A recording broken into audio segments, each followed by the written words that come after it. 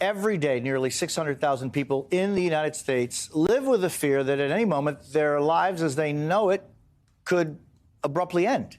In the United States, since its inception in 2012, the Deferred Action for Childhood Arrivals program, known as DACA, has given more than 800,000 dreamers who entered the U.S. as children temporary paperwork to live and work here for 2 years at a time. These are people who got here and know no other country but the United States. The program stopped taking new applications in July of 2021 after a federal judge ruled it illegal. Now, DACA's fate is up to the courts, putting recipients who established lives here over the last decade back at risk of losing their protections. With us now is Maria Paraeli, Government Relations Manager at Forward.us and a dreamer. Maria, it's great seeing you. Thank you, Jose. Tell us a little bit about what DACA is and what it means for so many. Yes, of course. So DACA is a temporary protection from deportation and work authorization. It gives many individuals like me almost a lifeline. We know that we are safe from deportation in the country most of us have only ever called home. It allows us to work, and in many states, it allows us to access a driver's license and drive freely without the fear of deportation. And it has been tremendous. It has been so successful. As you mentioned, over 800,000 people have qualified for the program since it was created. And we estimate that about the average DACA recipient came when they were 6 years old and has been in the U.S. for 24 years.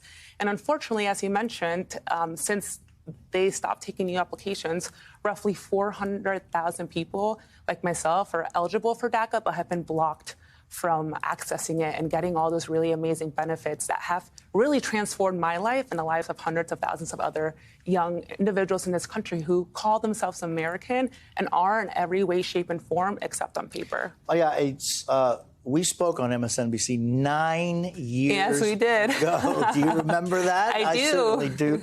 And it was 2014. And I remember that you had just been at the White House and you had met with President Obama, who created that executive order. What has DACA meant for you, and how have these last 9 years been for you in this country? I came here when I was 5 years old, and like many other undocumented young individuals, I didn't learn or really comprehend that I was undocumented and what it meant until I turned 16. And I couldn't get a driver's license, and then I couldn't get financial aid for college, and I couldn't get a job, and I started to understand all these barriers that came with my status, but had such a hard time because I felt so American. I played on the basketball team. I marched in the Memorial Day Parade playing the clarinet. I have all these friends and memories and relationships in the country that I call home. And DACA really was able to transform the way that I envisioned my future. It was actually announced on the last day of my senior year of high school. And instantly, I can envision a future after high school. I can envision going to higher education and using that education and that degree with that work authorization that DACA provides. And it just changed my life. And now, years later, I can look back at how transformative it has been for me, but also how much pain and angst the past few years have held.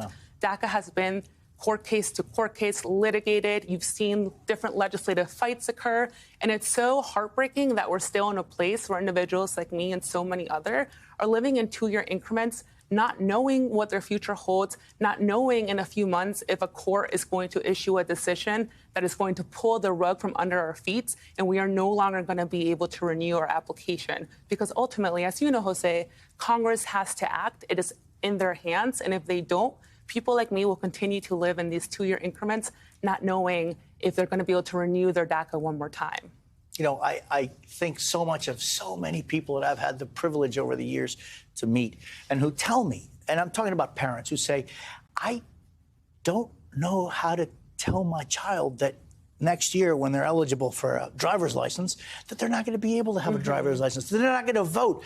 I haven't been able to tell them that that's their reality going forward. And I just wonder, you know, right here on Capitol Hill, it's in their hands. And there's so much talk about, oh, you know, the border and immigration. But then there's also this. This is a group of people who know no other country but this one. Do you still live with hope? I have to be hopeful and remind myself that I am here and so many others like myself are here because of perseverance of not just ourselves, but our parents and our families, and remind myself that the American public is with us. polling after polling shows that they are supportive of this. And unfortunately, it's politics that continue to get in the way.